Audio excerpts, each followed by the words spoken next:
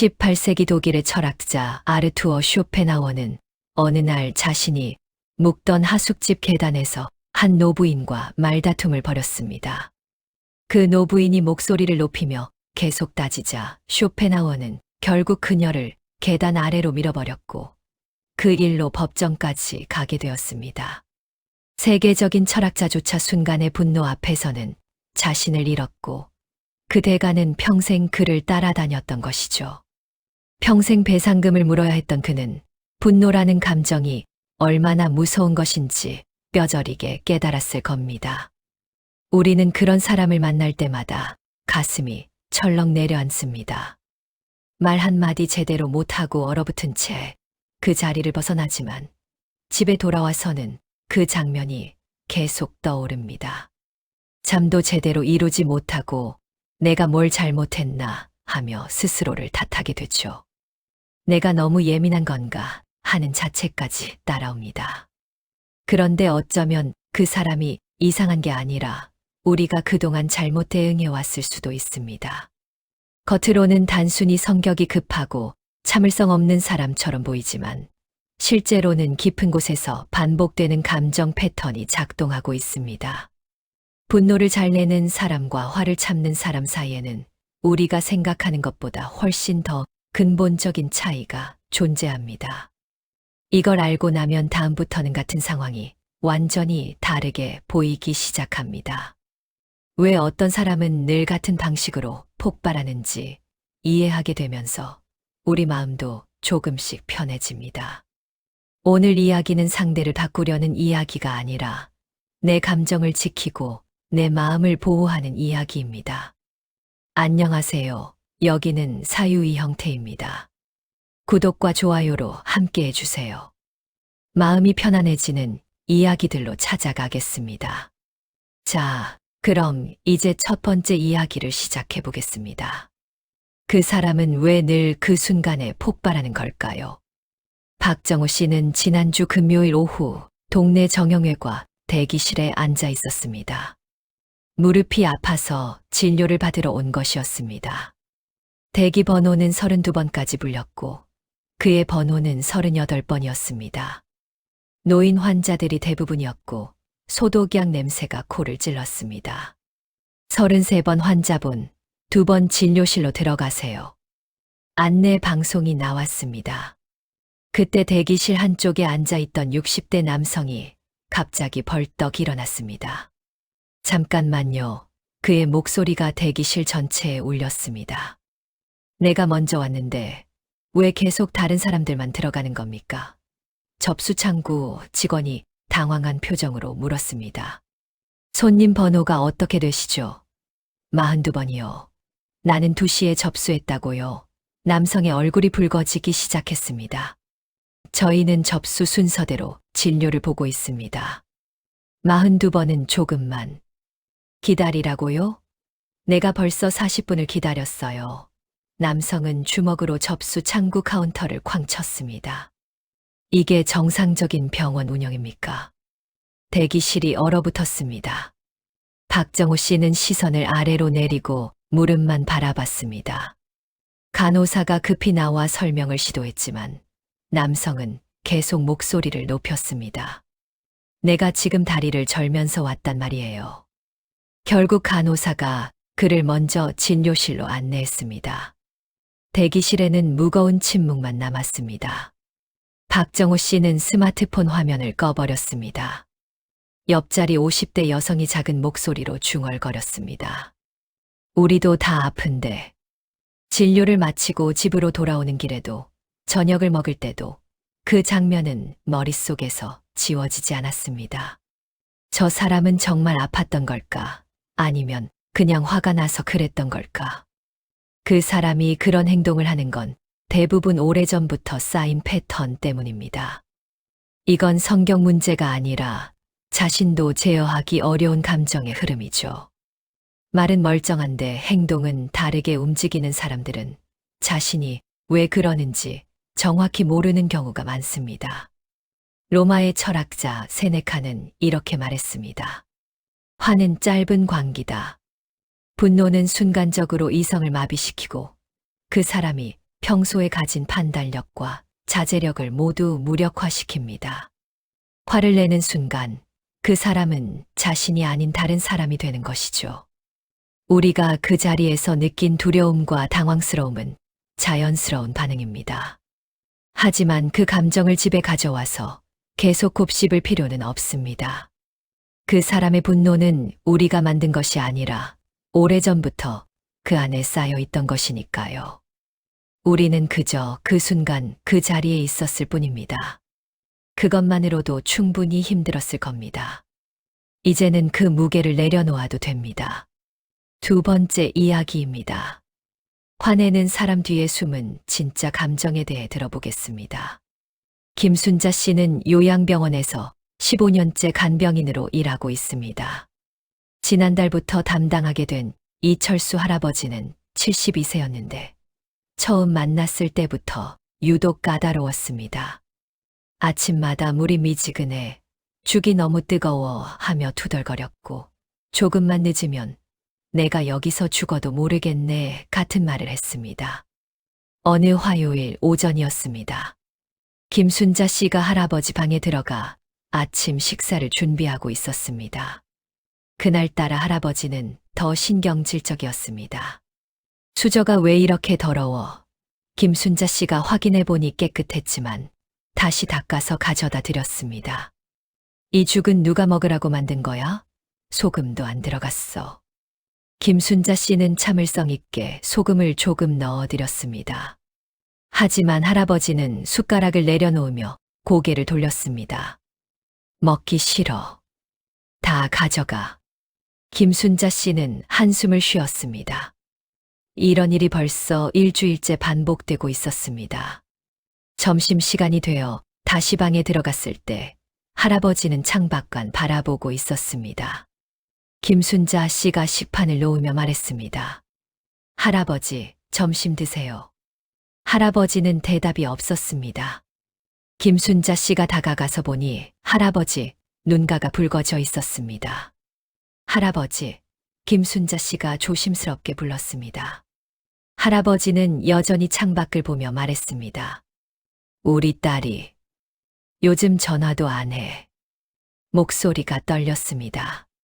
바쁜가 봐. 한 달째 연락이 없어. 김순자 씨는 그제야 이해했습니다. 할아버지가 화를 냈던 건 음식이나 수저 때문이 아니었습니다.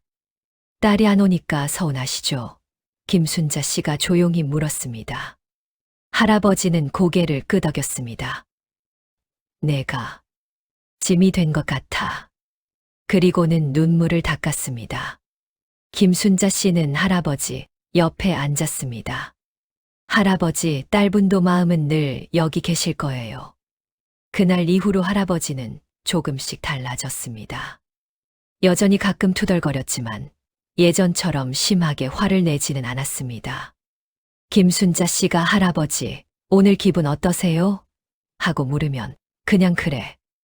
외롭네 하고 솔직하게 말하기 시작했습니다. 그 사람이 화를 낼 때 실제로는 상처받았거나 불안하거나 외로운 경우가 대부분입니다. 하지만 그 감정을 드러내는 건 너무 약해 보인다고 느껴서 대신 분노라는 강한 감정으로 자신을 보호합니다. 이건 자신도 의식하지 못하는 방어 기제입니다. 프랑스의 사상가 몽테뉴는 이렇게 썼습니다.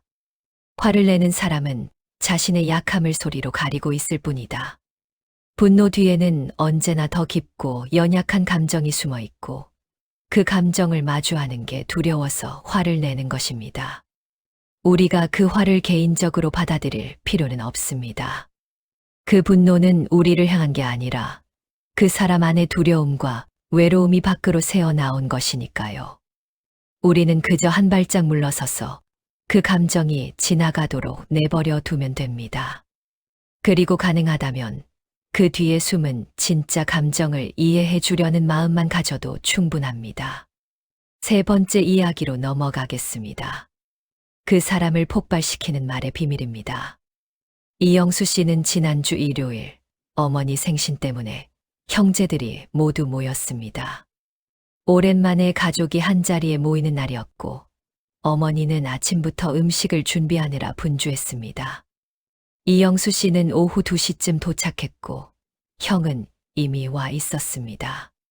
거실 소파에 앉아 형과 이런저런 이야기를 나누던 중이었습니다.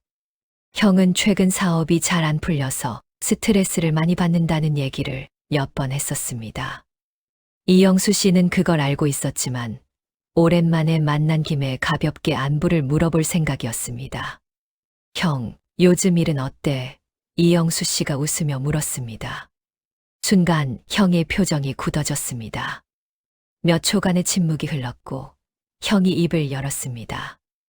내 일에 왜 신경 써? 목소리가 차가웠습니다. 이영수 씨는 당황했습니다. 아니, 그냥 궁금해서. 궁금하긴 뭐가 궁금해. 내가 도와줄 것도 아니면서. 형의 목소리가 점점 높아졌습니다. 주방에서 설거지하던 어머니가 고개를 돌렸습니다. 애들아, 무슨 일이야? 형은 소파에서 벌떡 일어났습니다. 아무것도 아니에요. 나 담배 좀 피우고 올게요. 형은 현관문을 열고 나갔습니다. 문이 쾅 닫히는 소리가 울렸습니다. 거실에는 어색한 침묵만 남았습니다. 이영수 씨는 소파에 그대로 앉아 있었지만 가슴이 답답했습니다. 내가 뭘 잘못했지. 그냥 안부를 물었을 뿐인데. 어머니가 거실로 나오며 한숨을 쉬었습니다. 내 형이 요즘 힘들어. 이해해줘.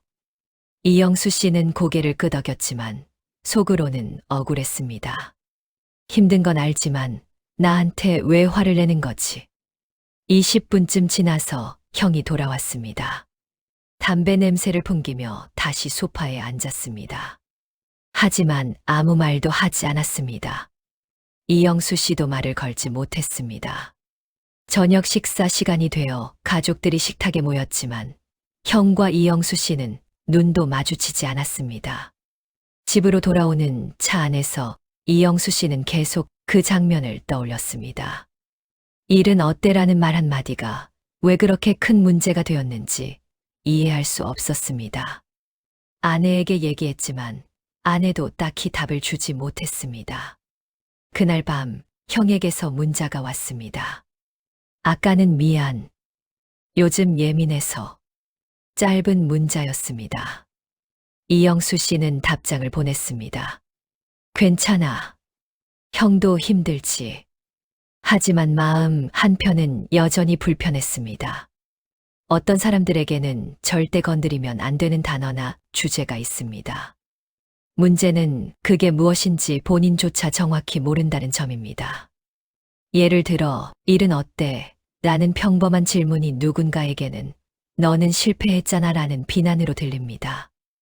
요즘 어떻게 지내? 라는 인사가 너 혼자 사는 거 외롭지? 라는 조롱으로 들리기도 합니다.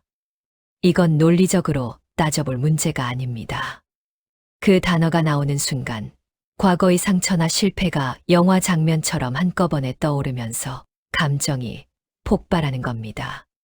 10년 전 사업 실패의 기억, 5년 전 이혼 통보를 받던 순간 어릴 적 무시당했던 경험들이 0.1초 만에 되살아납니다.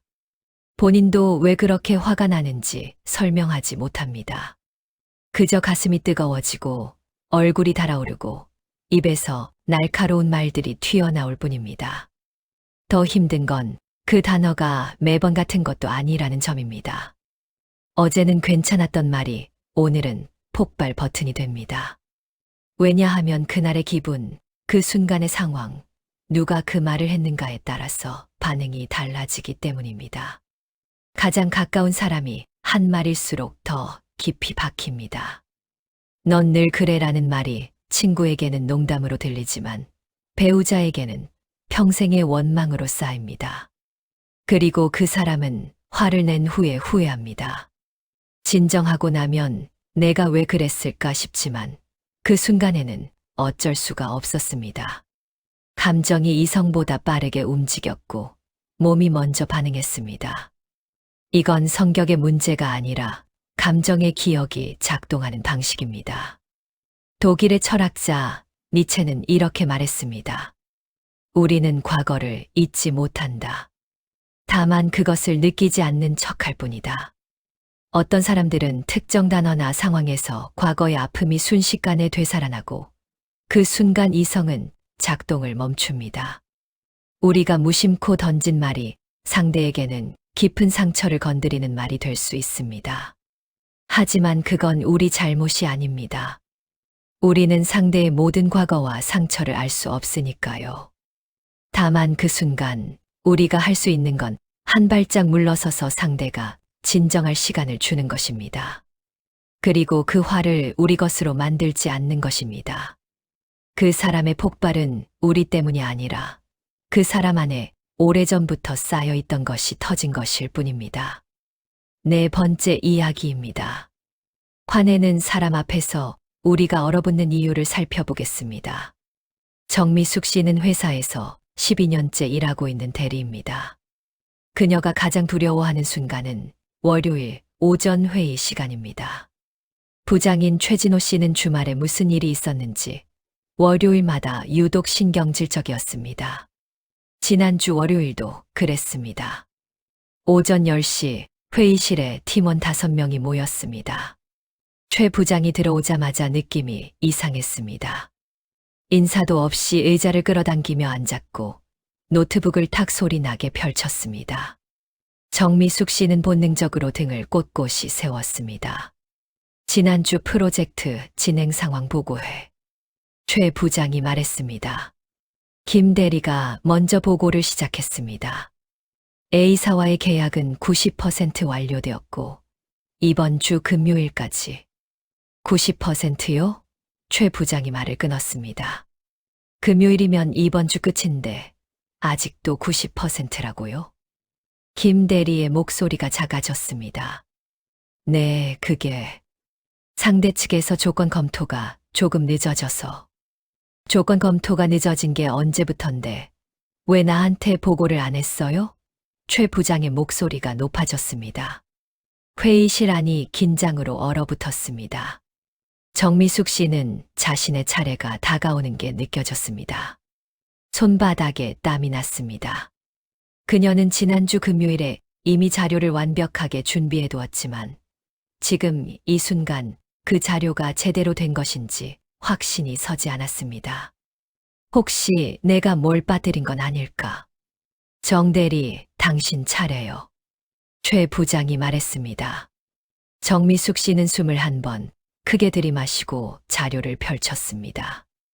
비사 프로젝트는 예정대로 진행 중이며 이번 주 수요일 최종 점검 후. 잠깐. 최 부장이 또 말을 끊었습니다. 정미숙 씨의 심장이 빠르게 뛰었습니다. 이 자료 보면 예산이 5% 초과했는데 이거 승인받은 거예요? 정미숙 씨는 당황했습니다. 예산 초과는 지난주에 이미 보고했고 승인도 받았습니다. 하지만 그 순간 아무 말도 나오지 않았습니다. 그건 지난주에. 말이 더듬거렸습니다. 최 부장이 한숨을 쉬었습니다. 지난주에 뭐라고 했어요? 기억이 안 나는데. 정미숙 씨는 자신의 메모를 뒤적였지만 손이 떨려서 제대로 찾을 수가 없었습니다. 옆에 앉았던 박 과장이 조심스럽게 말했습니다. 부장님, 그건 제가 승인했습니다. 지난주 목요일에 보고 드렸고 부장님께서 오케이 하셨습니다. 최 부장은 잠시 노트북을 보더니 그랬나. 알았어요 하고 넘어갔습니다. 회의가 끝나고 정미숙 씨는 화장실로 갔습니다. 거울 앞에 서서 손을 씻는데 손이 아직도 떨리고 있었습니다. 심장은 여전히 빠르게 뛰었고 입이 바짝 말라 있었습니다. 나는 왜 이렇게 약할까? 나는 왜 말 한마디 제대로 못하고 얼어붙을까? 자리로 돌아와서도 한동안 아무 일도 손에 잡히지 않았습니다. 컴퓨터 화면만 멍하니 쳐다보다가 동료가 커피를 권했을 때야 겨우 정신을 차렸습니다. 점심시간이 되었지만 밥이 넘어가지 않았습니다. 퇴근 후 집에 돌아와서도 그 장면이 계속 떠올랐습니다. 내가 좀 더 침착했으면, 내가 좀 더 당당하게 말했으면. 자책이 밀려왔습니다. 남편에게 얘기했지만 남편은 그냥 부장이 기분이 안 좋았던 거겠지 하고 넘어갔습니다. 하지만 정미숙 씨는 그게 아니라는 걸 알았습니다. 문제는 부장이 아니라 그 앞에서 얼어붙어 버리는 자기 자신이었습니다. 우리가 화내는 사람 앞에서 얼어붙는 건 우리가 약해서가 아닙니다. 이건 우리 몸이 위험을 감지했을 때 자동으로 작동하는 생존 반응입니다. 우리 뇌에는 편도체라는 부분이 있는데 이곳은 위협을 감지하는 경보 시스템입니다. 누군가 화를 내며 목소리를 높이면 편도체는 즉시 경보를 울립니다. 위험하다. 지금 당장 대응해야 한다. 그 순간 우리 몸에서는 놀라운 일이 벌어집니다. 스트레스 호르몬인 코르티솔과 아드레날린이 쏟아져 나옵니다. 심장이 빨리 뛰고 혈압이 올라가고 근육이 긴장합니다. 이 모든 게 0.1초 만에 일어납니다. 우리가 의식적으로 결정하기도 전에 몸이 먼저 반응하는 겁니다. 뇌는 화난 사람을 실제 위협으로 인식합니다. 마치 맹수를 만난 것처럼요. 그래서 본능적으로 세 가지 반응 중 하나를 선택합니다. 싸우거나 도망가거나 얼어붙거나. 대부분의 사람들은 직장이나 가족 관계에서 싸우거나 도망갈 수 없습니다. 그래서 세 번째 선택지인 얼어붙기를 선택하게 됩니다. 얼어붙는다는 건 몸의 방어 메커니즘입니다. 동물의 세계에서 포식자 앞에서 꼼짝 않고 있으면 눈에 덜 띄고 공격받을 확률이 줄어듭니다. 우리 몸은 수천 년 전부터 이렇게 반응하도록 설계되어 있습니다. 말이 막히고 생각이 멈추고 몸이 굳어지는 건 우리 잘못이 아닙니다. 우리 뇌가 지금은 가만히 있는 게 가장 안전하다고 판단한 겁니다. 더 힘든 건 그 순간 이성적인 판단을 담당하는 전두엽의 기능이 떨어진다는 점입니다. 평소에는 논리적으로 생각하고 적절한 말을 찾고 상황을 판단할 수 있는 전두엽이 스트레스 상황에서는 제대로 작동하지 않습니다. 그래서 나중에 그때 이렇게 말할 걸 하는 후회가 밀려오는 겁니다. 그 순간에는 뇌가 그런 생각을 할 수 없는 상태였던 겁니다. 당신이 그 순간 아무 말도 하지 못했다고 해서 당신이 무능하거나 약한 사람은 아닙니다. 당신은 그저 인간으로서 자연스러운 반응을 보인 것뿐입니다. 수백만 년 동안 인류가 살아남을 수 있었던 건 바로 이 본능 덕분입니다. 위험 앞에서 얼어붙어서 살아남은 조상들이 있었기에 우리가 지금 여기 있는 겁니다. 그리고 그 순간을 넘기고 지금 이 자리까지 온 것만으로도 당신은 충분히 강한 사람입니다. 그날 회의실을 나와서 화장실에 갔지만 다시 자리로 돌아왔습니다. 퇴근 후에도 그 장면이 떠올랐지만 다음 날 아침 또 출근했습니다. 이게 진짜 강함입니다. 넘어지지 않는 게 강한 게 아니라 넘어져도 다시 일어서는 게 강한 겁니다. 그리스의 철학자 에픽테토스는 이렇게 말했습니다. 우리를 괴롭히는 것은 사건 자체가 아니라 그 사건에 대한 우리의 생각이다. 화내는 사람 앞에서 우리가 느끼는 두려움은 실제 위험이 아니라 우리 머릿속에서 만들어진 위험입니다. 당신이 그 순간 얼어붙었다는 건 당신의 몸이 당신을 보호하려고 최선을 다했다는 뜻입니다. 이제는 그 몸에게 고맙다고 말해주세요. 그리고 그 순간의 자신을 용서해 주세요. 당신은 아무 잘못도 하지 않았습니다. 5번째 이야기로 넘어갑니다. 화를 받아주지 않아도 되는 순간들에 대해 들어보시죠. 강혜진 씨는 시어머니와 같은 아파트 단지에 살고 있습니다. 다른 동이지만 걸어서 5분 거리라 자주 왕래했습니다. 결혼 초기에는 며느리로서 잘해드리고 싶은 마음이 컸습니다.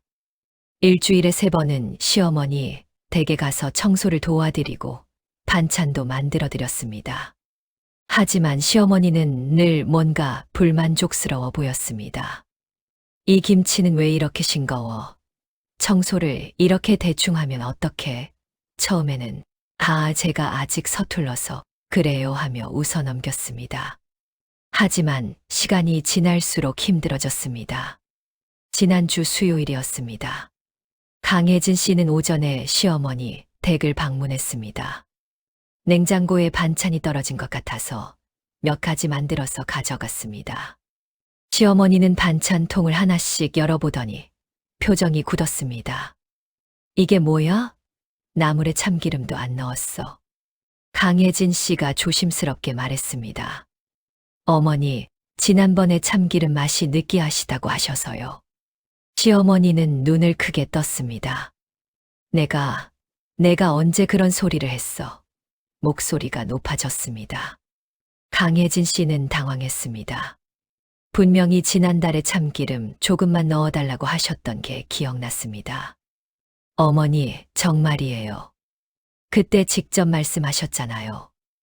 말을 끝내기도 전에 시어머니가 고개를 저었습니다. 아니야.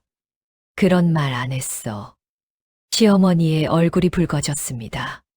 잘못 들은 거야. 귀를 좀 열고 들어. 강혜진 씨는 숨이 막혔습니다.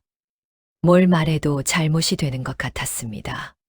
시어머니는 반찬통을 탁 놓으며 한숨을 쉬었습니다. 요즘 젊은 사람들은 다 그래. 자기가 한 게 뭐가 대단한 줄 알아. 잠시 침묵이 흘렀고 시어머니가 다시 입을 열었습니다. 우리 아들도 요즘 집에만 오면 말이 없더라. 엄마한테 관심도 없고. 강혜진 씨는 그 말이 자기를 향한 거라는 걸 알았습니다. 남편이 시어머니에게 자주 전화하지 않는 게 자기 탓이라는 뜻이었습니다. 어머니, 남편이 요즘 회사에서 프로젝트.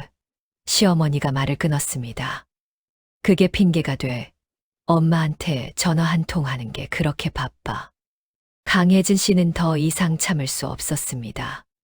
하지만 화를 낼 수도 없었습니다. 그냥 죄송해요 하고 고개를 숙였습니다.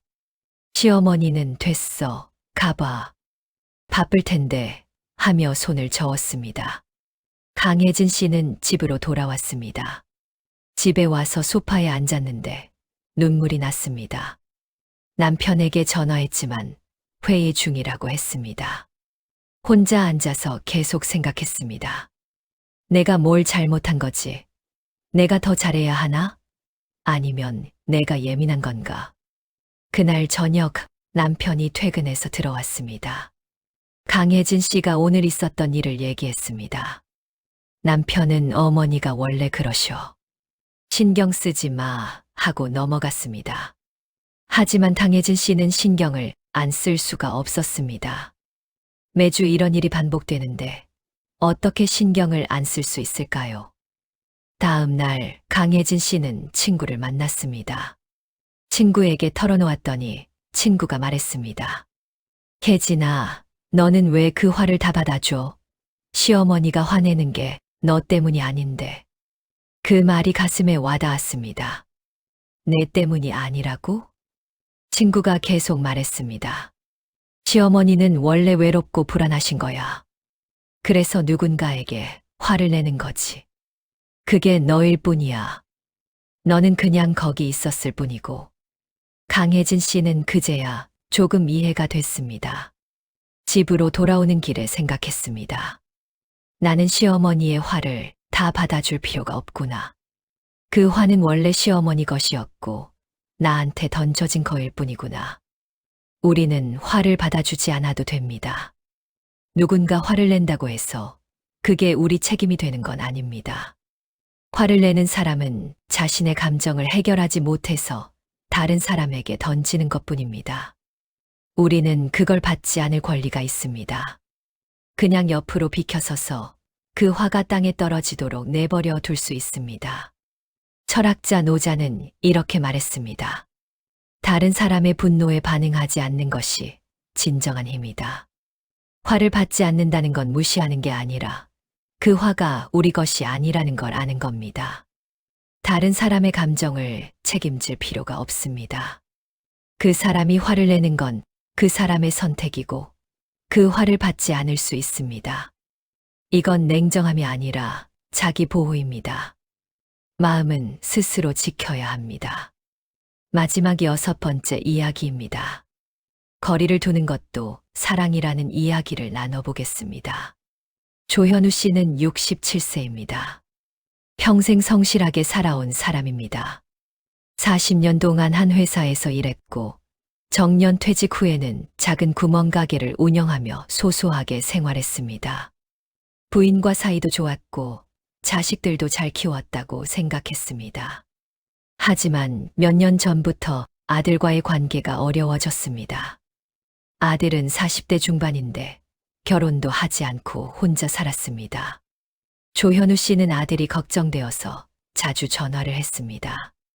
밥은 먹었니? 건강은 괜찮니? 결혼은 언제 할 거니? 처음에는 아들도 네, 아버지 하며 대답했습니다. 하지만 시간이 지날수록 아들의 목소리가 차갑게 변했습니다. 전화를 받지 않는 날도 많아졌고 받아도 네, 아니요 같은 짧은 대답만 했습니다. 지난달 일요일이었습니다. 조현우 씨는 아들에게 전화를 걸었습니다. 벨이 여러 번 울렸고 아들이 받았습니다. 네, 아버지. 목소리가 피곤해 보였습니다. 현서가 오늘 저녁에 집에 와서 같이 밥 먹자. 엄마가 내가 좋아하는 갈비찜 하신대. 아버지, 오늘은 좀 힘들어요. 아들이 말했습니다. 다음에 갈게요. 조현우 씨는 섭섭했습니다. 다음에는 또 언제야? 한 달에 한 번도 안 오잖아. 아버지, 저 바빠요. 바쁘긴 뭐가 바빠. 부모 얼굴 보는 게 그렇게 어려워. 아들이 한숨을 쉬는 소리가 들렸습니다. 아버지, 전화 끊을게요. 야, 잠깐. 너 요즘 뭐 하고 지내는 거야? 결혼은 언제 할 거고? 조현우 씨의 목소리가 높아졌습니다. 아버지는 왜 맨날 그 얘기만 하세요? 아들의 목소리도 높아졌습니다. 그게 뭐가 문제야? 아버지가 걱정돼서 그러는 거지. 걱정은 무슨 걱정이에요? 그냥 아버지 마음대로 하고 싶은 거잖아요. 아들이 소리쳤습니다. 조현우 씨는 당황했습니다. 뭐, 너 지금 아버지한테 대드는 거야? 대드는 게 아니라 제 말을 하는 거예요.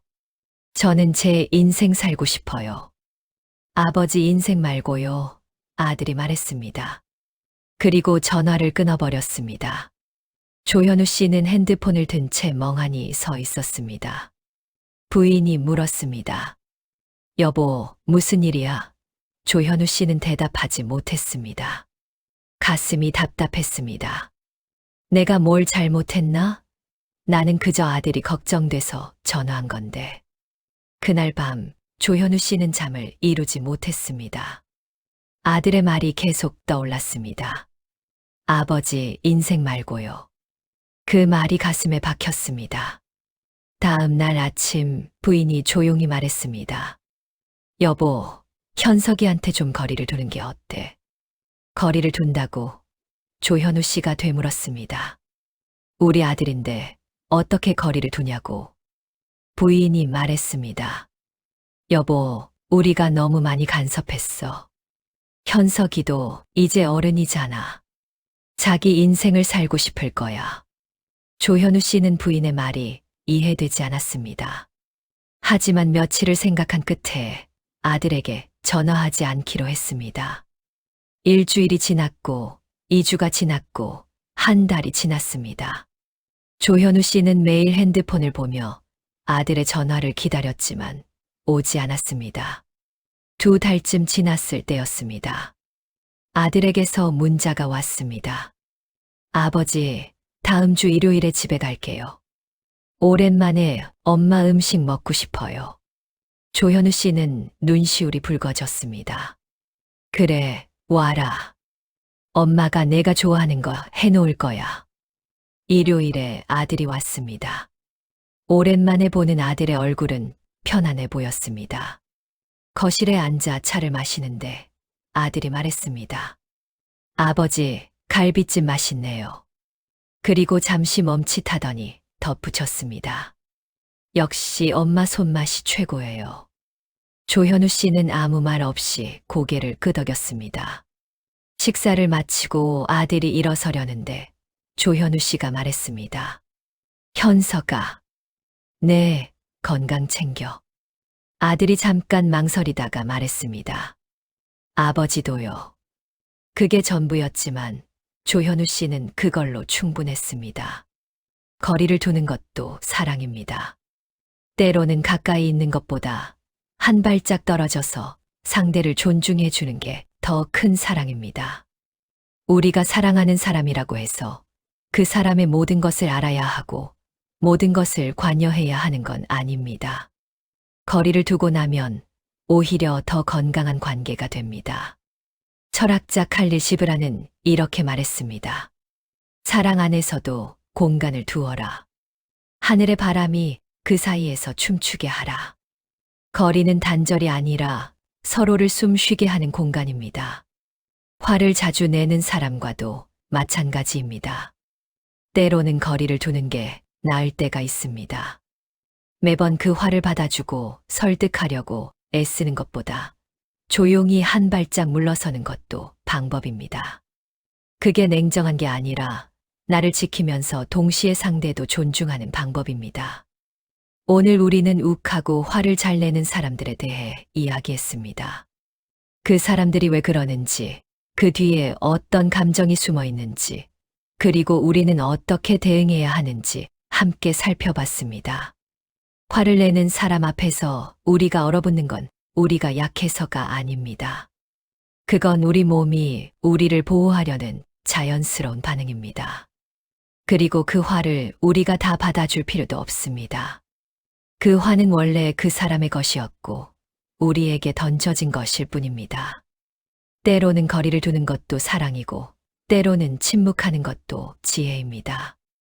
우리는 모든 사람을 이해할 수 없고 모든 관계를 완벽하게 만들 수도 없습니다. 하지만 우리 자신의 마음은 지킬 수 있습니다. 그리고 그게 가장 중요합니다. 누군가의 화 때문에 밤잠을 설쳤다면 이제는 그 무게를 내려놓아도 됩니다.